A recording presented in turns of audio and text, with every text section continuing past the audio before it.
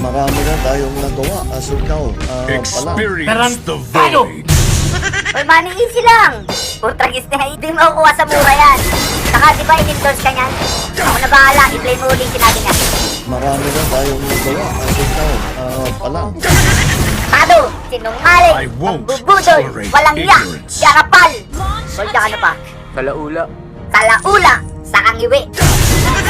Lang niya kahit sino pala talaga mapapamura talaga dyan. Ang kapal ng mukha mo, lulukohin mo na naman yung taong bayan. Wala ka pa nagagawa bongbong simula nung pagkupo mo dyan. Ang binigay mo ha, perwisyo, sakit ng ulo, gutom, delubyo, alipunga, sa kakahirapan. Kung marami ka man nagawa, puro kalokohan. Sige na nga, first one.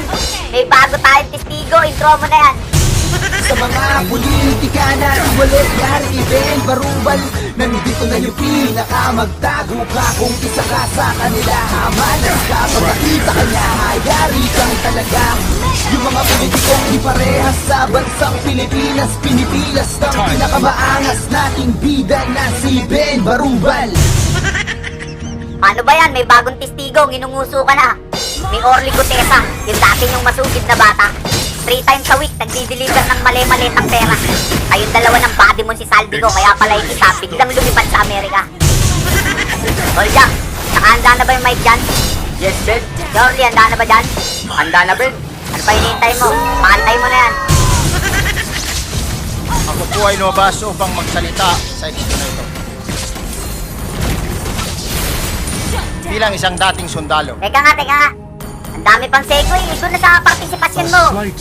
yung naging partisipasyon ko po sa anomalya at korupsyon na ginawa at lumalabas sa hearing na ito, yung palang pera na binubuhat namin at dinideliver mula sa masamang gawain na nagdulot ng baha na ikinamatay ng tao at imbis na gamitin ang pera sa edukasyon, ikalang sobrama lamang pala sa pulsa ng mga Pilipino.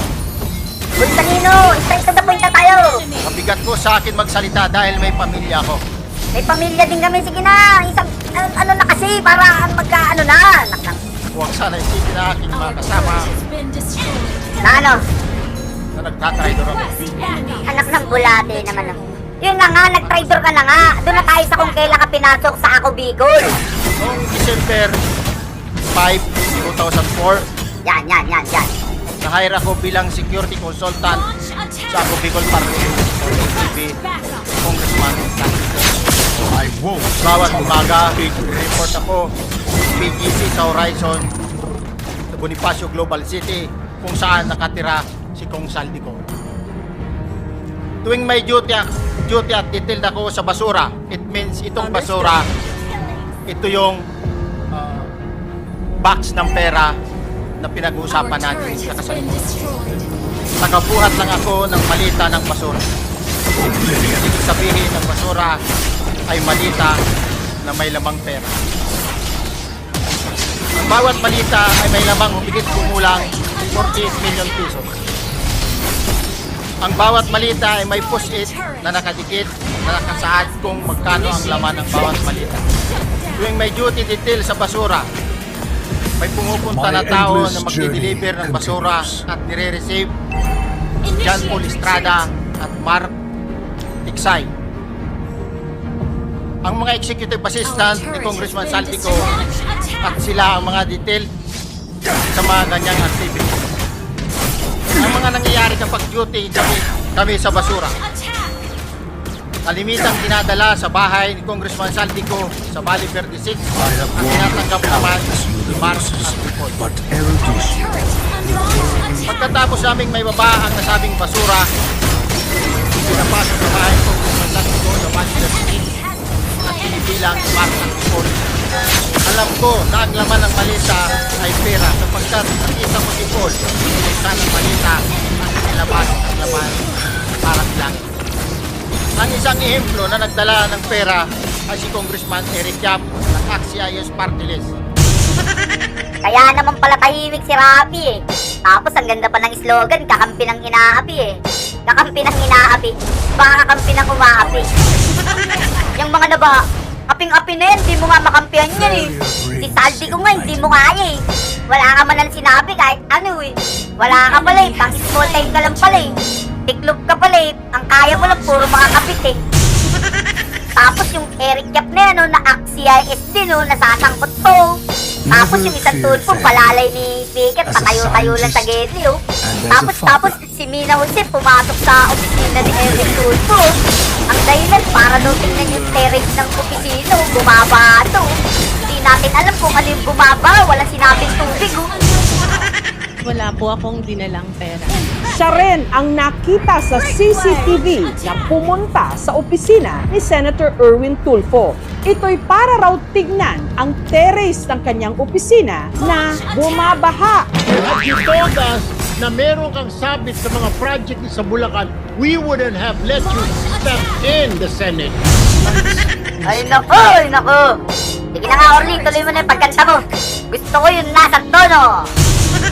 Ang isang ehemplo na nagdala ng pera ay si Congressman Eric Yap ng Axios Party I List. have wandered countless universes, 46 na malita ang dala niya sa bahay ni Congressman Saldi. Pagkatapos mapilang, sinakay namin sa mga sakyan patungo sa Horizon Residence sa Taguig at dumiretso kami sa basement upang may baba ang nasabing basura. Pagkatapos, mabilang ang sinasakay namin sa mga sakyan patungo sa Horizon Residence Taguig. Pagdating sa Horizon Residence, dumidiretso kami sa basement upang may baba ang nasabing basura at dalhin sa unit ni Congressman Saldico sa 56th floor sa nasabing lugar Is this kung hopeless saan wish siya nakatira. all I have left?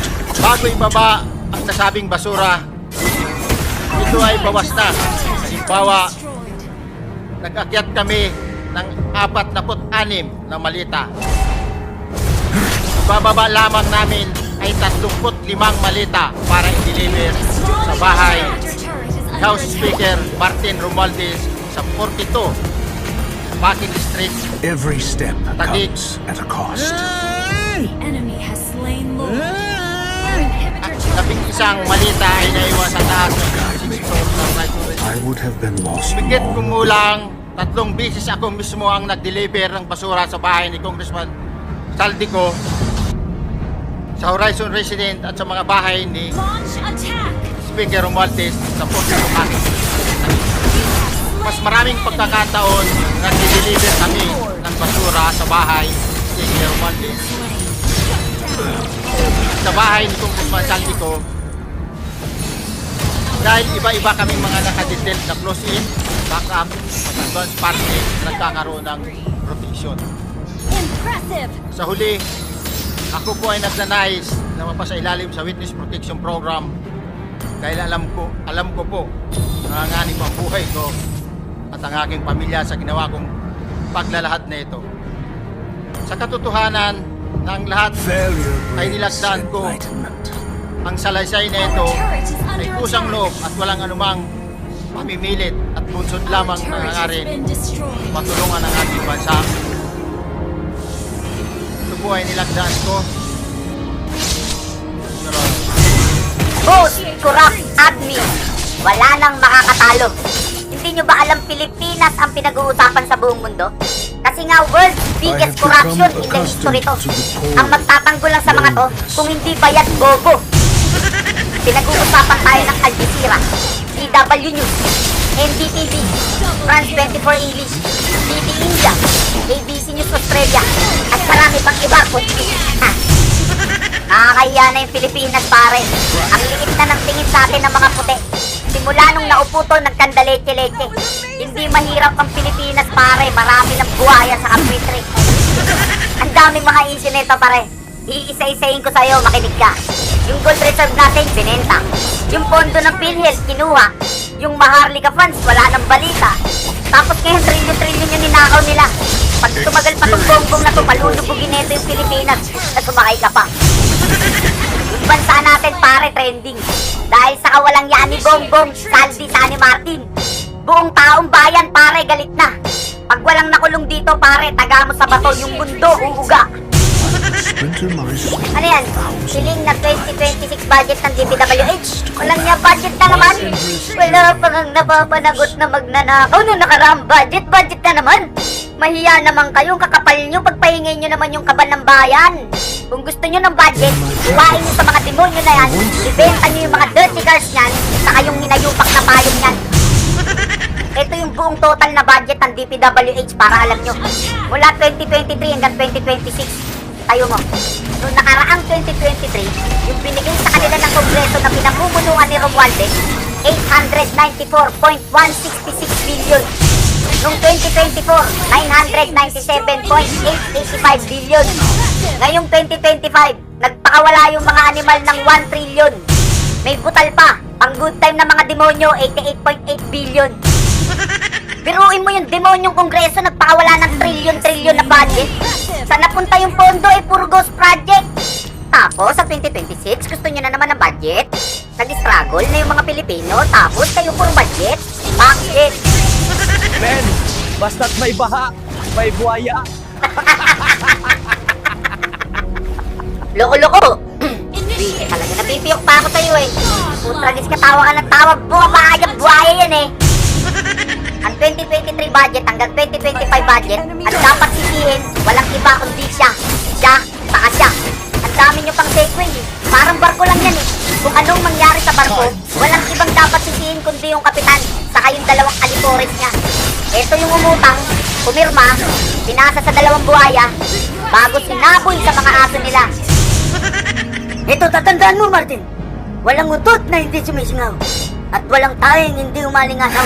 Magbabayad ka ng malaki. Seems more Lahat ng distant to ginawa me niyong pagnanakaw. than the At higit stars sa lahat, above. ikaw na ang pabansang animal.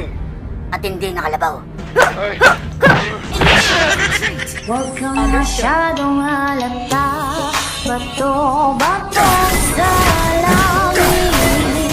Ang matay na ay huwag magalit. Bato-bato, bato sa langit. Ang matamaan ay umiekis ang pangang. Huwag kang masyadong halata. Ang matamaan ay huwag magalit ang pangang. Huwag kang masyadong halata. Ang matamaan ay huwag Coordinates masyadong set. halata. Huwag nyo na nagkaupo.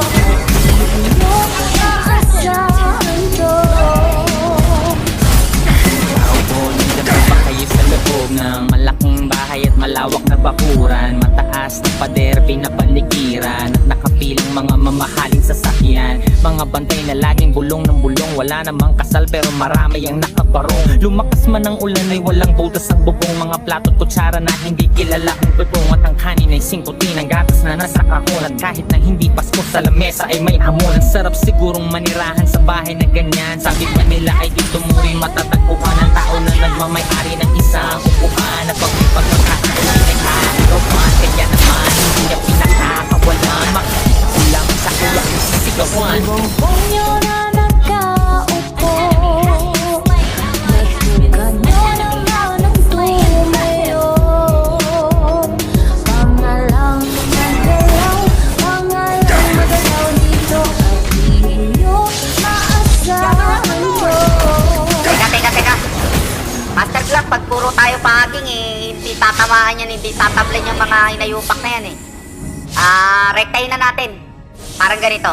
Ayok ka, andyan ka pagbugas sa loob ng malaking bayot, malawak na bakuran. Hanggang sa pader, tapos manihiran. Sipigin, malabas, ikta sa sasakyan. Pinsan mo ba yung laging bulong ng bulong? Sarap sungal-ngalin yung uso at wasakin ng barong. Blood control na sindikato sa iwaig. Bulong na puro mga sinungaling nagsitangos ang ilong. At yung sala namin pala kung ilipat sa bubong. Ganon din naman, yung baha umabot sa bubong. Ang sarap sigurong tumira sa bahay na ganyan. Tapos mga kotse nyo, wala nang mapaglagyan. Ang kapal naman, yung kami ari ng ganyan. Pera ng taong bayan, ipapatalo nyo lang sa kasino. Tanginumin nyo, walang matatago, isa-isang mabibisto. Ibong huwag nyo na nagkaupo.